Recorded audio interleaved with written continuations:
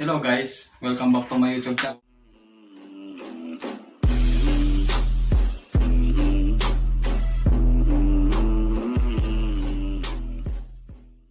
Kamusta na kayo?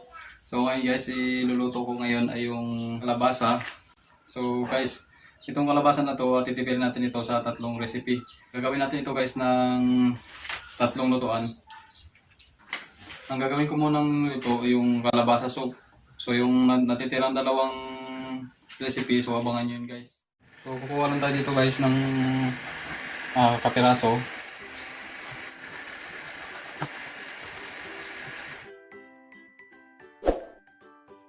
Babalatan muna natin yung ating kalabasa.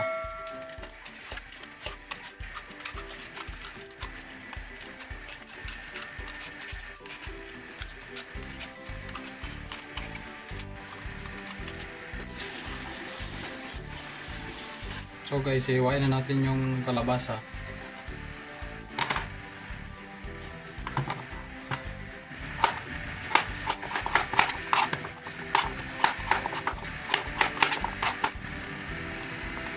Pagkatapos na to guys, ilalagay natin siya sa isang lalagyan. Susunod nating hiwain ay yung sayote. So babalatan na natin siya guys.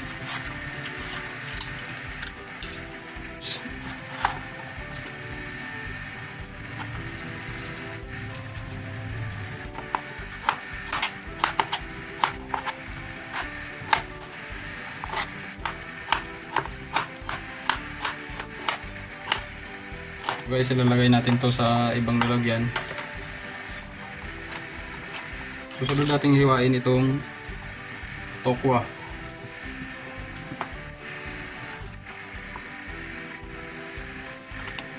Susunod natin guys yung ating meatballs.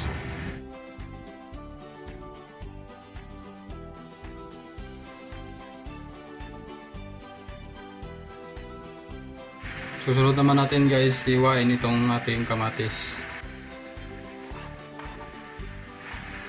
So tatanggalin ko lang yung buto niya.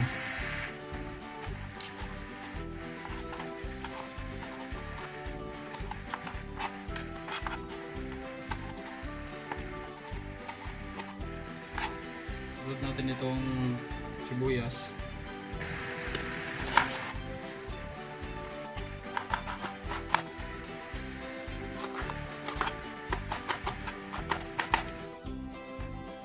So guys, dito na ang ating mga sangkap sa pagluluto ng kalabasa soup.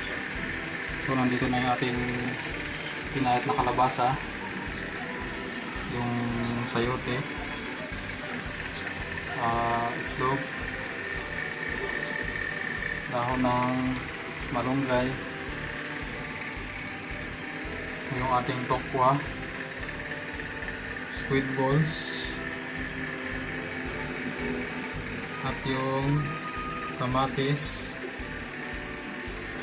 dahon ng sibuyas or spring onion, binayat na sibuyas at bawang. Tips yan guys, para bago tayo magluto, i-prepare muna natin lahat ng ating mga kailangan para hindi tayo mabala. So guys, start na tayo sa pagluluto. So guys, magpapainit muna tayo ng kaserola. Mainit na siya guys. Nilagay tayo ng kunting mantika. Ilagay na natin ang bawang.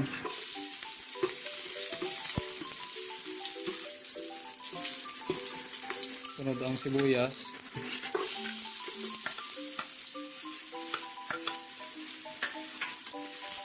Ilagay natin yung kamatis.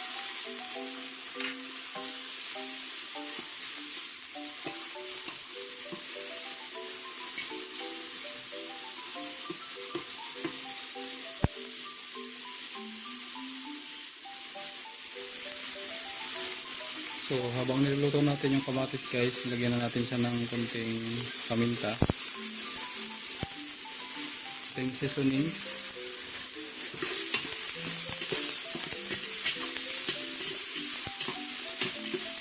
ilalagay na natin guys yung kalamasa.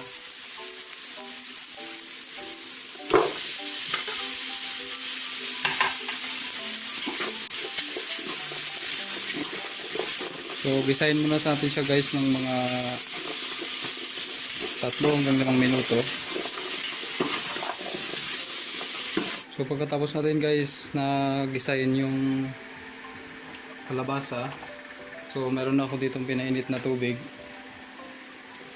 So ilalagay ko na guys mga 2 hanggang 3 baso ito guys. So kung kulang pa, magdadagdag na lang tayo. So papakuluin natin siya guys ng 5 minuto. So pagkakulo ng 5 minuto, ilalagay na natin itong sayote.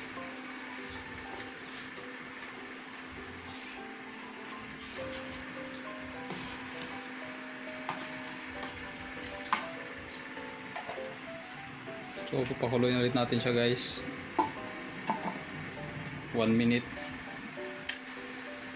Lalagay na natin itong fish balls at itong tokwa.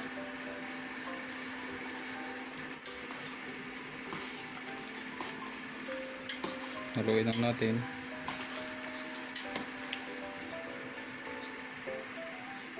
Maglalagay na tayo ngayon ng cornstarch.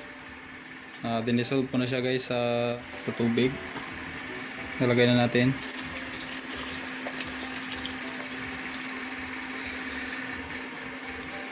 So optional yan guys kung gusto nyo pang dagdagan ng cornstarch, kung gusto nyo medyo malapot.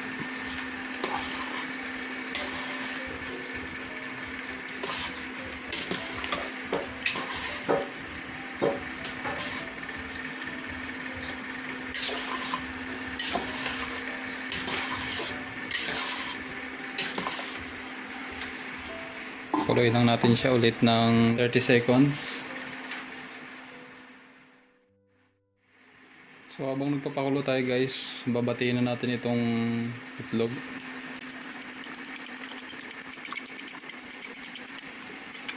Set aside natin. Dahil ilalagay natin siya mamaya kapag sa huli na. So ito na guys, kumukulo na siya. Ilalagay na natin yung dahon ng sibuyas.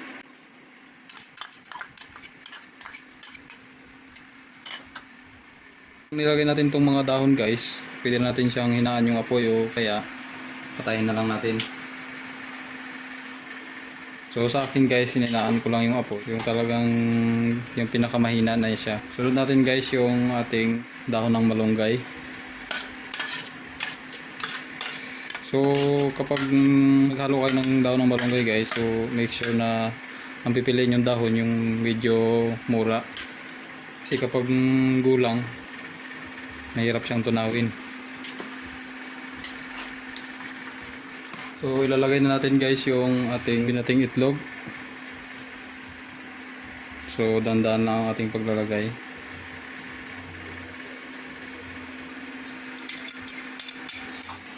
So haluin natin siya guys ng dahan-dahan para ganda yung pagka-dissolve ng itlog. So, dadagdag na tayo ngayon guys ng seasonings. Maglalagay na rin tayo ng patis. Tansyahin nyo lang guys yung paglalagay dahil maalat na siya. So nakikita nyo guys yung napakalapot na ng sabaw niya. Ayan guys, yung kanya sabaw, sticky siya. So guys, ready na itong ating kalabasa soup. Pwede na natin siyang hanguin at ilagay sa bowl. Titikman na natin itong ating kalabasa soup. Looks yummy guys. Napaka healthy nito guys. So tikman na natin.